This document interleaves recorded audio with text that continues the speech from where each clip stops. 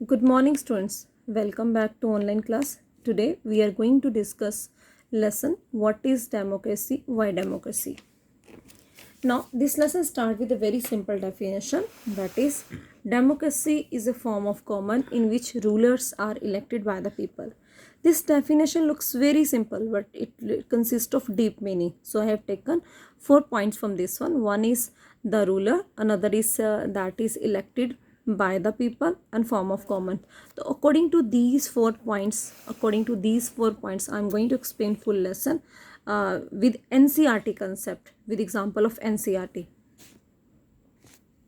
ना बेटा, रूलर की बात करें, इलेक्शन की, द पीपल की, या फॉर्म ऑफ गवर्नमेंट की, तो देर आर मैनी क्वेश्चंस.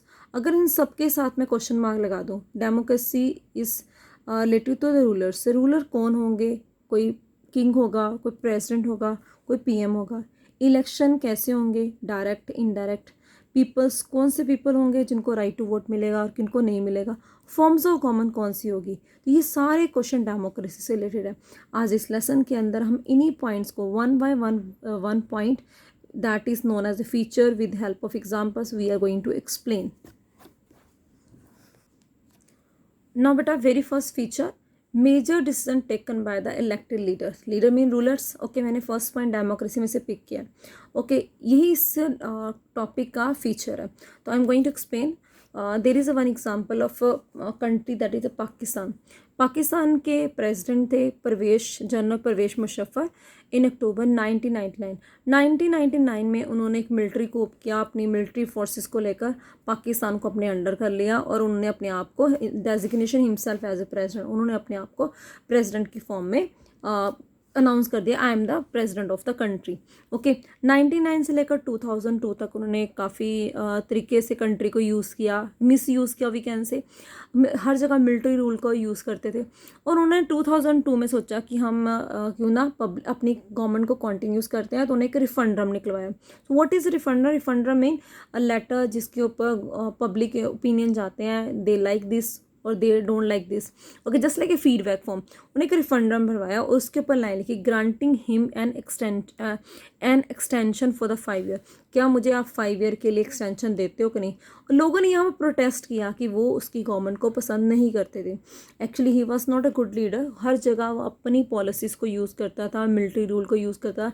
जहाँ पर पब्लिक की कोई फेवर की बात होती थी, वहाँ मिलिट्री को ओवरटेक देकर और वहाँ की पब्लिक को ओवरथ्रू करता. So it was very bad time in the Pakistan. लोगों ने प्रोटेस्ट किया, लोगों ने रिफंडम के अगेंस्ट किए. जैसे ही लोग रिफंडम के अगेंस्ट किए, तो उसने एक लीगल फ्रेम ऑर्डर तैयार कर दिया. इस फ्रेम ऑर्डर के अंदर 3 चीज़ें थी. पहला, अमेंडेड कॉन्स्टिट्यूशन. उन्होंने कॉन्स्टिट्यूशन के अंदर अमेंडमेंट की और अपने आप को जो प्रेसिडेंट था उसको मेन पावरफुल ऑर्गन या main powerful part of the constitution कह दिया. उसने नेशनल प्रोविजनल असेंबली डिसमिस कर दी, और उसने कहा कि प्रेसिडेंट के पास पूरी पावर है कि वो नेशनल प्रोविजनल असेंबलीज को डिसमिस कर सकता है. तो उसको डिसमिस करने के बाद उसने एक ग्रुप बनाया जिसका नाम था नेशनल सिक्योरिटी काउंसिल, और उसको पावर दी कि वो सुपरवाइज करेगा सिविलियन कैबिनेट्स की के ग्रुप के फॉर्म में.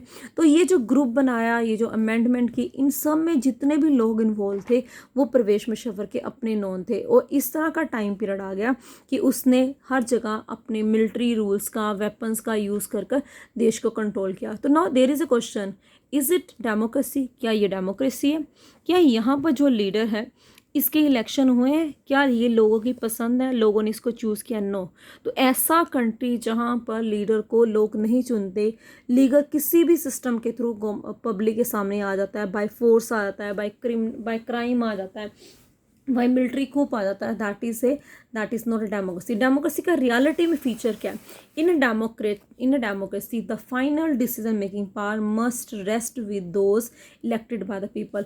देश में डिसीजन लेने की फाइनल पावर किसके पास होती है? उनके पास जिनको इलेक्शन के थ्रू लोग जिताते हैं, जो इलेक्शन के थ्रू मेन लीडर बनकर हमारे पास आए हैं. This is known as a democracy. तो डेमोक्रेसी का फर्स्ट फीचर जो हमने डिस्कस किया, that is known as a major जो पावर है, मेजर डिसीजन मेकिंग पावर किसके पास है? That is in the hand of the ruler.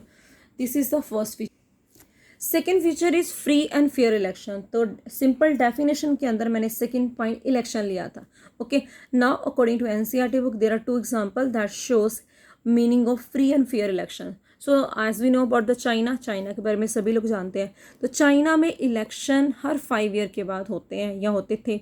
Okay, तो वहाँ पर नेशनल पीपल कांग्रेस पार्टी बनती है। यहाँ तक स्टोरी देखी जाए, चाइना हर 5 साल के बाद इलेक्शन के बाद नेशनल कांग्रेस पार्टी बनती है। इट लुक्स डेमोक्रेसी, ये लगता है कि प्रॉपर डेमोक्रेसी है, लेकिन उसके बाद देखिए डेमोक्रेसी है भी और नहीं भी। To be part it candidate need to approval of the Chinese communist party. कहते हैं इसके अंदर जो भी कैंडिडेट खड़ा होता है वो किस पार्टी का होता है, चाइनीज कम्युनिस्ट पार्टी का। सिंगल पार्टी सिस्टम, जितने भी लोग खड़े होंगे एक ही पार्टी के होंगे। तो बेटा जिस पार्टी से आप लोग बिलोंग करते हो, जिस पार्टी के आप हो, तो आपको उसी की आइडियोलॉजी, उसी के मैनिफेस्टो, उसी के नॉर्म्स, उसी की बातों को मानना पड़ता है अगर आपकी गवर्नमेंट बन जाती है। तो पर्सन किसी को भी चेंज कर दो, पार्टी तो सेम ही रही। सो this is not a democracy.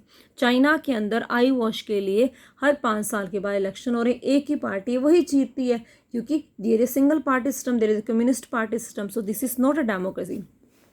Another is example is Mexico. Mexico एक स्मॉल कंट्री जहाँ पर PRI इंस्टीट्यूशनल रेवोल्यूशनरी पार्टी हमेशा ही जीतती है। क्यों जीतती है? They use to win and all election by the man dirty tricks. वो क्यों जीतते हैं? उनके जीतने का कारण क्या? Dirty tricks. डर्टी ट्रिक्स क्या होते हैं?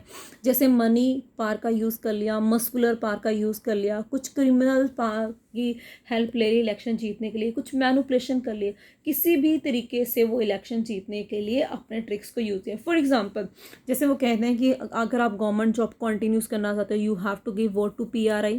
अगर आप सैलरी टाइम पे चाहते हो, या अगर आप अपने देश के अंदर या अपनी इकोनॉमिक कंडीशन को साउंड करना चाहते हो, तो you have to give vote to PRI। तो कुछ ऐसी पॉलिसीज प्रोग्राम के थ्रू लोगों को फोर्स किया जाता है कि वो इस पार्टी को वोट दें। तो लोग by force, not by heart, लोग बाय फोर्स इन पार्टीज को वोट देते हैं और ये पार्टी जीत जाती है। तो यहाँ पर China and Mexico, okay, Chinese communist party या मैक्सिको की PR पार्टी, दोनों पार्टीज, दोनों कंट्रीज इस बात की एग्जांपल है कि डेमोक्रेसी नहीं थी। ओके, शो करने के लिए डेमोक्रेसी बनाई गई, लेकिन असल में डेमोक्रेसी नहीं थी। कमी क्या थी? Lack of free and fair election. तो हम what we can conclude, democracy must be based on the principle free and fair election where those currently in power have free chance to losing। कहते democracy का main feature क्या होता है? Free और fair election होना चाहिए, और जिसमें जो पर्सन पावर में होता है अगर वो सही ढंग से काम नहीं करता तो फेयरली वो हार जाएगा, उसके लूज होने के चांस ही बनते हैं, उसको हम कहते हैं डेमोक्रेसी। तो डेमोक्रेसी का सेकंड फीचर जो इलेक्शन पॉइंट्स हमने डिस्कस किया, तो वो क्या निकलता है? डेमोक्रेसी के अंदर फ्री और फ्री इलेक्शन होने चाहिए। नाउ नेक्स्ट फीचर बेटा, 1 पर्सन 1 वोट एंड 1 वैल्यू। इस लाइन का मीनिंग क्या होता है? एक पर्सन को एक वोट डालने का अधिकार है और उसके वोट की वैल्यू सेम है। In a democracy each adult, जिसकी एज 18 ईयर से ज़्यादा है, each adult citizen must have 1 vote, each vote must have 1 value. कहते हैं जो कंट्री डेमोक्रेसी को फॉलो करते हैं, हम इंडिया का एग्जाम्पल लेते हैं, तो हमारे देश के अंदर एक पर्सन जिसकी एज 18 ईयर्स या 18 ईयर्स से अबव है, उसको इलेक्शन में वोट डालने का अधिकार है। Okay, now there are 3 examples that are showing value of the vote. Okay, until 2015 in Saudi Arabia women don't have the right to vote। कहते सऊदी अरेबिया में 2015 से पहले वुमेंस को वोट डालने का अधिकार नहीं था, और शायद टिल आज भी इतने वुमेंस को राइट नहीं मिल रहे। देन एस्टोनिया, रशिया का एक छोटा सा हिस्सा। रशिया के अंदर काफ़ी मिनॉरिटीज़, काफ़ी तरह के लोग रहते हैं, उसमें एक छोटी सी मिनॉरिटी थी जो एस्टोनिया की थी। एस्टोनिया के लोगों को वोट डालने का प्रॉपर राइट नहीं है, और जब भी उनको वोट डालने का राइट मिलता है, they find difficult to get right, उनको राइट मिलने में बहुत सारी प्रॉब्लम्स आती हैं। देन बेटा फिजी का आइलैंड है, फिजी का आइलैंड है। आइलैंड क्या होता है? एक लैंडमार्क होता है, उसके चारों तरफ वाटर बॉडीज़ होती हैं। तो फिजी एक आइलैंड है, इसके ऊपर भी 2 तरह के लोग थे, इंडिजीनियस फिजी और इंडियन फिजी। ये दोनों क्या होते हैं? इंडिजिनस वहाँ के नेटिव जो वहीं के थे, वहीं पे रहने वाले थे, वहीं पर काम करते थे। और इंडियन फिजी क्या थे? इंडियन फिजियन थे। आपको याद होगा कि फ्रेंच रेवोल्यूशन के अंदर भी हमने पढ़ा है, या इंडिया में ब्रिटेन के अंदर ही पढ़ा है, ब्रिटिश राज के अंदर ही पढ़ा कि ब्रिटेन के लोग इंडिया के लोगों को यहाँ से स्लेव बनाकर, बंधुआ मजदूर बनाकर स्लेवरी की फॉर्म में यूरोप में या रशिया के आसपास या कुछ ऐसे आइलैंड के ऊपर ले जाते थे कि वहाँ उनसे काम रहते। अब इंडिया के कुछ लोग फिजी में गए, ब्रिटिश रूल के टाइम में, और वहीं पर रह गए। वहीं से उनके जो उनके बड़े बुजुर्ग थे उनकी डेथ वहीं पर होगी। बाकी जो नेक्स्ट जितने लोगों का बर्थ हुआ वहीं पर सेटल हो गए, पर असल में वो है Indian, so they are not Indian Fijian. तो इंडिया के फिजी के अंदर दो तरह के लोग, एक वहीं के रहने वाले, एक इंडियन जो वहाँ पर कभी आए थे, सेटल हुए थे। अब जो नेटिव है उनके पास मोर वोटिंग पावर है as compare to Indian, so this is also wrong. अगर ये तीनों कंट्रीज के अंदर, सऊदी अरेबिया, एस्टोनिया और फिजी के अंदर इस तरह के राइट्स हैं, माइनॉरिटी को वोट डालने का राइट नहीं है, वुमेन को वोट डालने का राइट नहीं है, और जो लोग वहाँ के नहीं उनको वोट डालने का राइट नहीं है, तो क्या ये डेमोक्रेसी है? नो। डेमोक्रेसी का फंडामेंटल प्रिंसिपल क्या होता है बेटा? पॉलिटिकल इक्वालिटी होना डेमोक्रेसी का मेन फीचर पाया जाता है। जिस कंट्री के अंदर लोगों को पॉलिटिकल लेवल के ऊपर इक्वालिटी मिलती, तो वहाँ इकोनॉमिक इक्वालिटी की तो हम सोच ही नहीं सकते। प्रिंसिपल क्या होना चाहिए? That is known as a political equality. Now next point is rule of law and respect of rights. Now there is story of that is Zimbabwe. हम जिम्बाब्वे की स्टोरी को डिस्कस करेंगे। जिम्बाब्वे को independence बेटा 1980 में मिली। Zimbabwe को जो white majority वालों के रूल था उनसे इनको इंडिपेंडेंस मिली। जब इनको इंडिपेंडेंस मिली तो बेटा वहाँ पर एक पार्टी, जो इस पार्टी के कारण इनको इंडिपेंडेंस मिली, that is ZANU PF party. इस पार्टी के लीडर थे Robert Mugabe. Okay, Robert Mugabe जो पर्सन थे, वो पर्सन बहुत फ्रीडम फाइटर की फॉर्म में सामने लोगों के सामने बहुत पॉपुलर थे, क्योंकि यही पार्टी थी जो मेन पिलर बन के सामने इंडिपेंडेंट का मेन रीज़न बनी। तो इस समय ये person democratic form of government का मेन पिलर था। लेकिन जब इस पर्सन की गवर्नमेंट बन गई तो उसने उसके बाद जो रूल किया that is totally undemocratic. What he did at that time, he used unfair practice in election. उसने इलेक्शंस के अंदर अनफेयर प्रैक्टिस को यूज़ करना शुरू कर दिया, और इलेक्शन के दौरान जब भी इलेक्शन होते थे तो इसकी कोशिश थी कि हर बार इसी की गवर्नमेंट बने। तो किसी भी बाय हुक एंड क्रोक इसने अनफेयर मीन्स को यूज़ किया, माल प्रैक्टिस की, और ये इलेक्शन पर्सन जीत जाता। इसमें अमेंडमेंट की कॉन्स्टिट्यूशन के अंदर इन हिज फेवर। बेटा हम लोग क्या पढ़ते हैं इंडियन कॉन्स्टिट्यूशन के अंदर, हमारा एक कॉन्स्टिट्यूशन है, कोई भी पर्सन पीएम बन के आएगा वो कॉन्स्टिट्यूशन के रूल्स को फॉलो करेगा और कॉन्स्टिट्यूशन के अकॉर्डिंगली हर रूल और रेगुलेशन को अप्लाई किया जाएगा। लेकिन इस पर्सन ने कॉन्स्टिट्यूशन को ही अमेंड कर दिया अपने फेवर के लिए। तो यहाँ पर वर्ड आ गया रूल बाय लॉ। इसने वो रूल बनाए जिसके अकॉर्डिंगली वो चलाना चाहता था। ऑपोजिशन पार्टी का पर्सन अगर बोलना चाहता था तो उन वर्कर को हरास किया था, तंग किया था। कोई भी लीगल पार्टी, कोई भी जैसे हमारे पास इंटरेस्ट ग्रुप होते हैं, प्रेशर ग्रुप होते हैं, कोई पॉलिटिकल पार्टी सामने आती थी तो उनको इलीगल डिक्लेयर कर देते थे। टीवी मीडिया के ऊपर गवर्नमेंट का पूरा कंट्रोल था, और जुडिशरी के थ्रू अगर कोई पर्सन गवर्नमेंट के अगेंस्ट भी जाना चाहता तो जुडिशरी को ये फेल मानते, जुडिशरी के जो फैसले को ये इग्नोर करते। तो एक ऐसा पर्सन था जिस पर्सन ने शुरू में डेमोक्रेटिक फॉर्म ऑफ गवर्नमेंट को शो किया, और बाद में जैसे इसकी प्रैक्टिस आ गई या जब इसका राज आ गया, इसका टाइम पीरियड आ गया, तभी अनडेमोक्रेटिक कंट्री हो गया, अनडेमोक्रेटिक फॉर्म में आ गया। तो क्या हम कह सकते हैं यहाँ पर रूल ऑफ लॉ है या सबके राइट्स की रिस्पेक्ट हो रही है? नो। तो ऐसा कंट्री जहाँ पर ऐसा कुछ नहीं होता, रूल बाय लॉ चलता है, जहाँ पर सिटीज़न की डिग्निटी की कोई रिस्पेक्ट नहीं होती, सिटीज़न को नहीं माना जाता, हर पर्सन की बात को नहीं सुनाता, वो डेमोक्रेटिक नहीं हो सकता। तो जिम्बाब्वे का ऐसा ही एग्जाम्पल है। जिम्बाब्वे की स्टोरी से हमने क्या लर्न किया? Popular government can be democratic और अनडेमोक्रेटिक। जो पॉपुलर गवर्नमेंट है वो डेमोक्रेटिक भी हो सकती है और अनडेमोक्रेटिक भी हो सकती है। A democratic government rule with limits set by the constitution loss and citizen rights कहते हैं। लेकिन डेमोक्रेटिक गवर्नमेंट क्या होती है? जिसके अंदर कुछ रूल्स बनाए जाते हैं, कॉन्स्टिट्यूशन उसके ऊपर लिमिट लगाता है और उसी के हिसाब से गवर्नमेंट चलती है और सिटीजन के राइट्स की रिस्पेक्ट की जाती है, उसको हम कहते हैं डेमोक्रेटिक फॉर्म ऑफ गवर्नमेंट। जितने पॉइंट बेटा हमने पढ़े उसके अंदर तो पहला पॉइंट था major decision taken by the leaders, second point था फ्री एंड फेयर इलेक्शन, फिर बेटा हमने पढ़ा one person one vote one rule, फिर हमने पढ़ा रूल ऑफ लॉ और रिस्पेक्ट द सिटीजन राइट्स। तो ये सब कुछ पढ़ने के बाद हम कह सकते हैं कि ये इसके मेन 4 फीचर्स थे। तो उनको हमने समराइज किया in the form of summary definition. हम डेमोक्रेसी क्या है? Democracy form of government in which rulers are elected by people. Confirm बेटा फर्स्ट पर में ये डिस्कस किया विद द हेल्प ऑफ प्रवेश मिश्रा पर हमने डिस्कस किया था। Ruler elected by the people to take the major decision. जितने भी जो मेन लीडर चुने जाते हैं वो हमारे देश के मेजर डिसीजन लेते हैं। Election offer a choice and free opportunity the people to change the current ruler. Election free and fair होने पर ये लोगों को अपॉर्चुनिटी मिलती है कि जो पर्सन रूल कर रहा है, जिस पर्सन की गवर्नमेंट चल रही है, अगर वो अच्छी तरह से काम नहीं करता तो हम उसको नेक्स्ट टाइम करंट रूलर को चेंज कर सकते हैं। This choice and opportunity is available to all the people on equal basis. कहते हैं ये अपॉर्चुनिटी हर पर्सन को मिलती है, उनके साथ किसी भी तरह का डिस्क्रिमिनेशन नहीं किया जाता, तो इक्वल बेसिस के ऊपर उनको राइट मिलता है, चॉइस मिलती है, अपॉर्चुनिटी मिलती है वो चेंज कर सके। The exercise on this choice leads to the government limited by the basic rules of the constitution and citizen right. कहते इस तरह से चॉइस करने का मौका मिलना, कॉन्स्टिट्यूशन के अकॉर्डिंगली गवर्नमेंट का चलना और राइट सिटीजन के राइट्स की रिस्पेक्ट करनी, these are the features of Indian constitution. ये हमारे इंडियन कॉन्स्टिट्यूशन के मेन फीचर्स हैं। डेमोक्रेटिक फॉर्म ऑफ गवर्नमेंट के अंदर ये फीचर्स आते हैं जो हम लर्न करते हैं। डेमोक्रेसी के फीचर्स इसके ये शो करते हैं कि हमारे देश के अंदर एक अच्छे रूलर के थ्रू काम चलता है, प्रॉपर इलेक्शन होते हैं, इलेक्शन फ्री एंड फेयर होते हैं, हर पर्सन को वोट डालने का अधिकार मिलता है, और जब भी इलेक्शन होते हैं उसके बाद जो भी रूल्स और रेगुलेशन बनाए जाते हैं हम उनकी पूरी रिस्पेक्ट करते हैं और उनको फॉलो करते हैं। But there are some points that are against the democracy, that is the democracy argument against democracy. The first point, leader keep changing in democracy. इस पॉइंट का मीनिंग ये निकलता है कि हमारी गवर्नमेंट जो होती है, democratic form of government keep changing.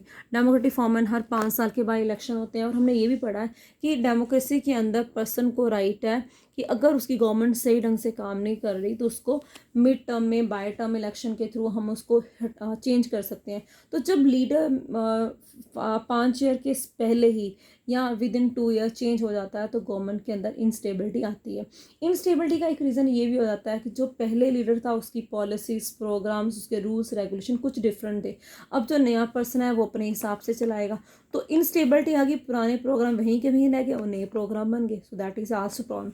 Democracy, political competition and main competition की पावर मुझे मिले, पावर प्ले, पावर हमारे पास आए। तो जब पावर के लिए इंसान फाइट करता तो बेटा वहाँ पर मोरालिटी, अच्छा बुरा, ये सही है, ये गलत है, ये देश की सोशल वेलफेयर के लिए, ऐसे कंसेप्ट कई बार इग्नोर कर दिया जाता है। तो डेमोक्रेसी में कई बार ऐसा होता है।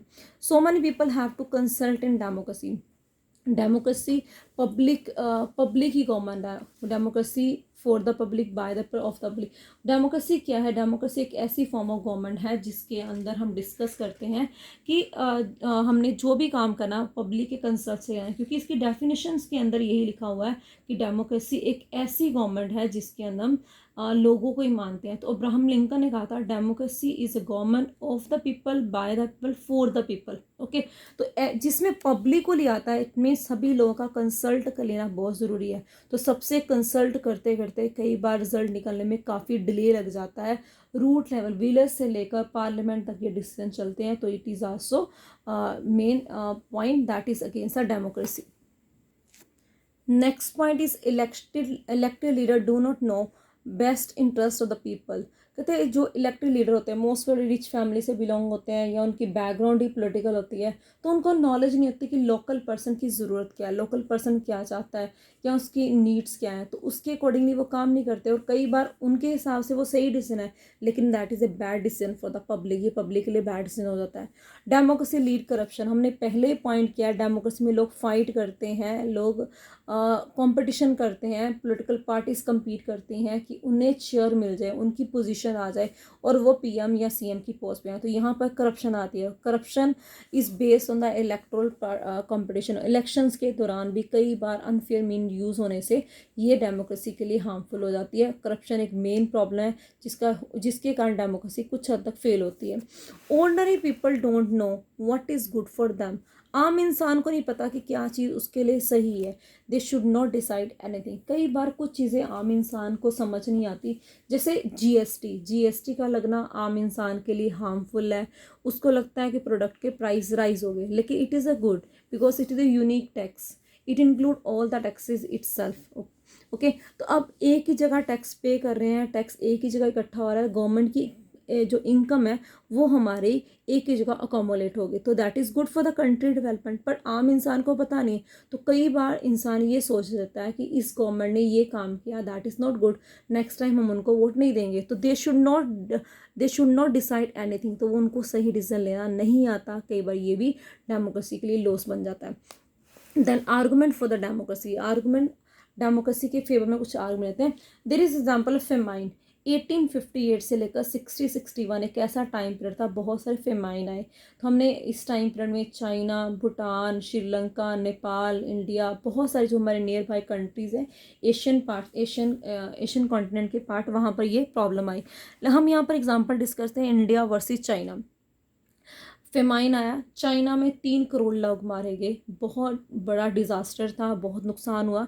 चाइना की गवर्नमेंट ने कुछ पॉलिसीज़ बनाई, लेकिन उनको अच्छी तरह से अप्लाई नहीं किया गया। इकोनॉमिस्ट का भी यही मानना है कि चाइना में फेमाइन का इफेक्ट कई गुना ज़्यादा था एज़ कम्पेयर टू इंडिया।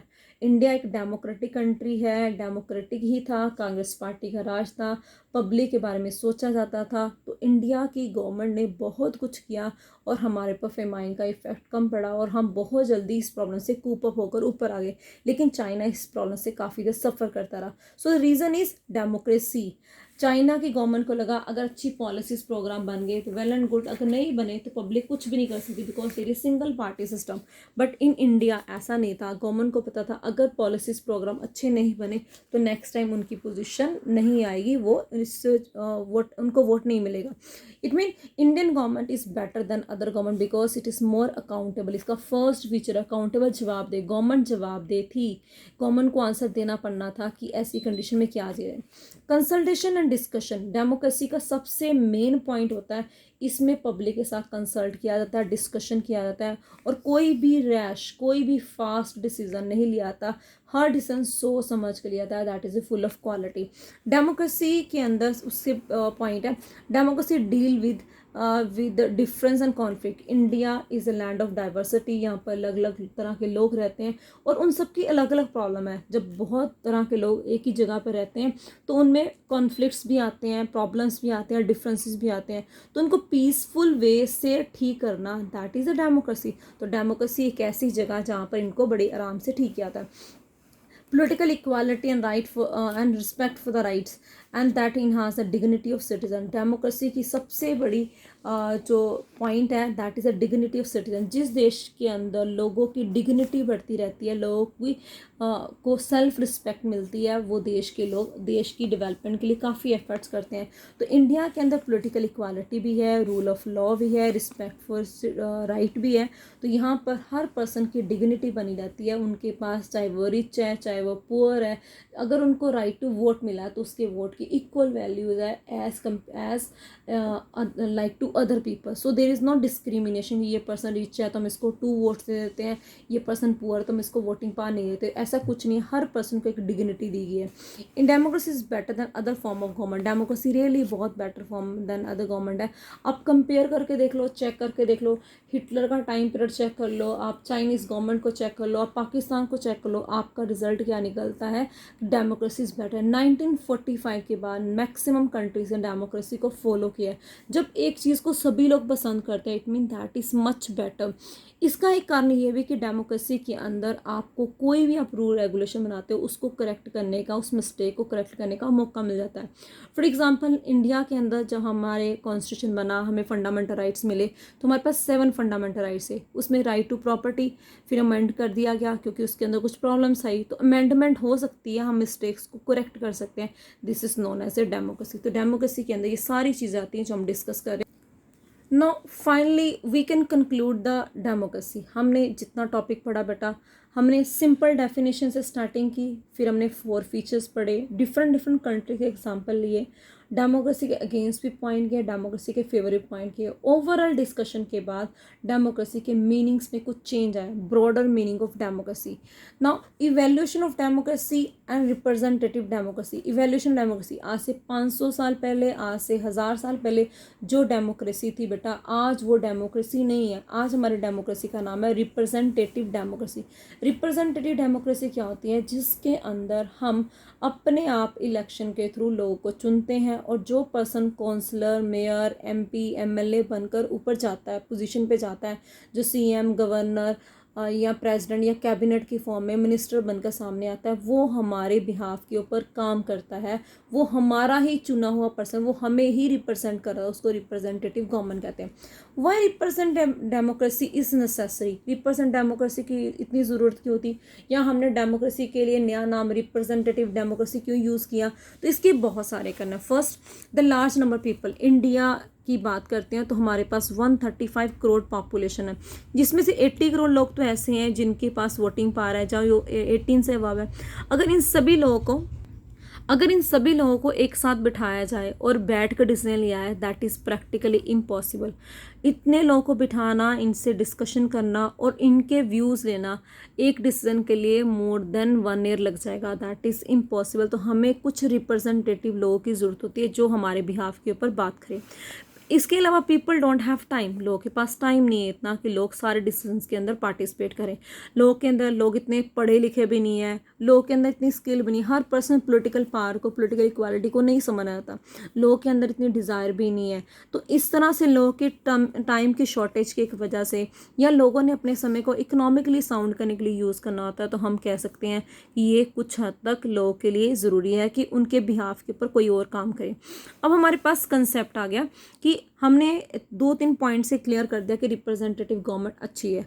अब डेमोक्रेसी एंड गुड डेमोक्रेसी को डिस्कस करते हैं। डेमोक्रेसी और गुड डेमोक्रेसी में काफ़ी फ़र्क होता है। डेमोक्रेसी इज़ अ बिगनिंग, जो अब्राहम लिंकन की डेफिनेशन थी। ओके, तो डेमोक्रेसी जो अब्राहम लिंकन ने कहा था, उस डेफिनेशन को फॉलो करते हैं, दैट इज़ गुड डेमोक्रेसी। इसके अंदर बहुत सारे फीचर्स आते हैं, बहुत सारे न्यू पॉइंट आते हैं, समय के हिसाब से चेंजेस आते हैं, उसको हम कहते हैं that is a good democracy, जिसके अंदर सेकुलरिज्म, दैन डाइवर्सिटी को हमने लिया, कॉन्फ्लिक्ट्स को दूर किया, हमने बहुत सारी मिस्टेक्स को दूर किया, फंडामेंटल राइट्स के अलावा हमने बहुत सारे न्यू राइट्स को एंटर किया, that is a good democracy. समय के हिसाब से बदलना, समय के हिसाब से देश की डेवलपमेंट के बारे में सोचना, और डेमोक्रेसी लोगों के ओपिनियंस को माना, that is a good democracy. Consultation and consent of the other, जिसके अंदर हर डिसीजन के लिए हम लोग से कंसल्ट करते हैं, उनके व्यूज़ लेते हैं, उनकी बातें करते हैं, और वो हमें बताते हैं कि सही डिसीजन क्या होगा, उसको हम डेमोक्रेसी कहते हैं। एक बात तो क्लियर है, no country is perfect democracy. किसी भी कंट्री को हम परफेक्ट डेमोक्रेसी की फॉर्म में नहीं मान सकते, कहीं ना कुछ कमियां हैं। लेकिन ये कमियां कौन दूर कर सकता है? We the people make it. अगर हम सभी लोग सोच लें कि जो इसकी लूप होल थे, जो इसकी कमियां थी, डिसएडवांटेज थी, या पॉइंट अगेंस्ट डेमोक्रेसी जैसा कि इंस्टेबिलिटी थी, अगर हम कोशिश करें इन पॉइंट्स को दूर करने के लिए या करप्शन को कंट्रोल करने के लिए, तो डेमोक्रेसी अच्छी हो सकती है और हर देश के अंदर परफेक्ट डेमोक्रेसी आ सकती है। Still it is not perfect. So this is about today's topic that we discussed, what is democracy and why democracy. Thank you students, have a nice day.